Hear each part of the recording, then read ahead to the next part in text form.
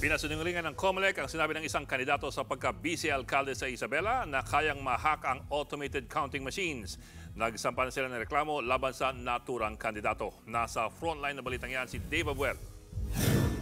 Nitong Enero, may in-upload na video ang kandidato sa pagka-Vice Mayor ng Reyna Mercedes Isabela na si Attorney Jeril Harold Respiso. Sa video, tila itinuturo niya kung paano mamanipulahin ang automated counting machines para sa Bilang Pilipino 2025. Dahil dyan, sinampahan siya kanina ng COMELEC ng reklamong paglabag sa Cybercrime Prevention Act. Ayon kay COMELEC Chairman George Garcia, mapanganib at maituturing na misinformation ang video ni Respiso.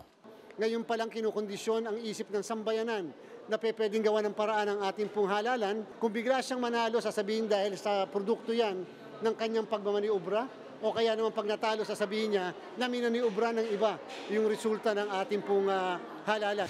Binura na ang nasabing video pero may kopya ang mga otoridad para magamit na ebidensya sa isinampang reklamo. Bukod sa disqualification case, balak din ng COMELEC na ipadisbar at tanggalan ng lisensya si Respiso sa pagiging accountant. Depensa naman ni Attorney Respiso, ginawa niyang video para ipakita sa publiko ang kahinaan ng ACMs bilang isa rin daw siyang IT expert. Pwede raw kasing mabago ang resulta ng botohan bago ang printing ng election results. Kapag bumoboto ka sa voting machine, yung internet pwedeng gamitin ng hacker para baguin yung resulta ng eleksyon kapag corrupted yung source code ng makinang iyon.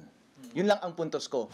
Mungkahin niya sa COMELEC, huwag i-connect ang mga ACM sa internet bago ang printing ng election returns. Paglilinaw naman ng COMELEC, hindi kayang i-hack ang ACMs. Iko-connecta lang ito sa transmission device kapag naimprenta at naipaskil na ang resulta ng botohan sa bawat presinto. Paano mo siya mababago? Paano mo pwede mapakialman yung results kung ganung alam na ng lahat? Watchers, voters, citizens arm, kung ano yung result dahil nakapaskil na yung pangsyam na kopya ng election returns sa bawat presinto. Handa raw si Respiso na harapin ang reklamo, pati ang planong disqualification at pagpapatanggal ng kanyang lisensya bilang abogado at accountant. Nagbabalita mula sa Frontline, Dave Abuel, News 5. Mga kapatid, Ed Lingaw po, maging maalam at may pakialam sa mga napapanahong balita sa ating bansa.